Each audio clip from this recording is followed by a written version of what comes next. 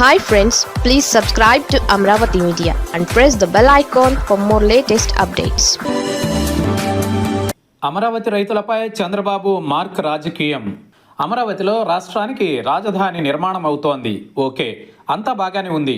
ఇది ప్రపంచంలోనే ఎక్కడా కనీవిని ఎరుగనంత అద్భుతమైన రాజధాని కాబోతోందని చంద్రబాబు నాయుడు అండ్ కో పదే పదే ఊదరగొడుతూ ఉన్నారు.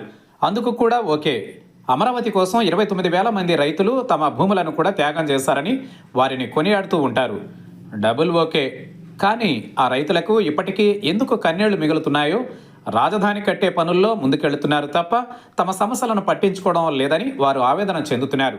చంద్రబాబు తన స్వప్నాన్ని వారి ఎదుట పెట్టినప్పుడు వారంతా అంతగా సహకరించి భూములు ఇస్తే ఇన్నేళ్లుగా ఇంకా వారికి ఎందుకు సమస్యలున్నాయి అనేదే పెద్ద ప్రశ్న. అధికారంలోకి వచ్చిన ఇన్ని నెలల తరువాత చంద్రబాబు నాయుడు అమరావతి రైతులతో 2 రోజుల కిందట సమావేశమై వారి సమస్యలను తీరుస్తామని ఒక హామీ ఇచ్చారు. అయితే ఆ హామీ కూడా కంటి తుడుపుగానే ఇచ్చినదేనా అనే అనుమానం కలుగుతోంది. అమరావతి రాజధాని కోసం ఇంకా 16,666 ఎకరాలను సమీకరించాల్సి ఉన్నదని చంద్రబాబు నాయుడు ఇప్పుడు సెలవిస్తున్నారు. అంతర్జాతీయ క్రీడా నగరం, inner ring road, railway station నిర్మాణం లాంటివి అన్నీ పూర్తి చేయాలంటే ఆ మాత్రం స్థలం కావలసిందేనని ఆయన అంటున్నారు. 50,000 ఎకరాల భూములిచ్చిన రైతుల కష్టాలే ఇంకా తీరకుండా కొత్త భూ సమీకరణ మాటెత్తితే ప్రజల నుంచి వ్యతిరేకత రాకుండా ఉండేందుకే 2 రోజుల కిందట అందరినీ పిలిపించి కాస్త ఊరడించి పంపించారా అనే అనుమానం కలుగుతోంది. ఇప్పటి వరకు అనుకున్న పనులే చేసినట్లయితే అమరావతి కేవలం ఒక మున్సిపాలిటీగా మాత్రమే ఉంటుందని చంద్రబాబు నాయుడు మొన్ననే అన్నారు.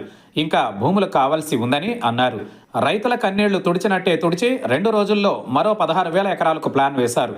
నిజానికి అధికారంలోకి వచ్చిన తరువాత కొత్తగా 45,000 ఎకరాలు అంటూ విమానాశ్రయం, స్పోర్ట్స్ సిటీ అని ఊదరగొట్టిన సంగతి అందరికీ తెలుసు.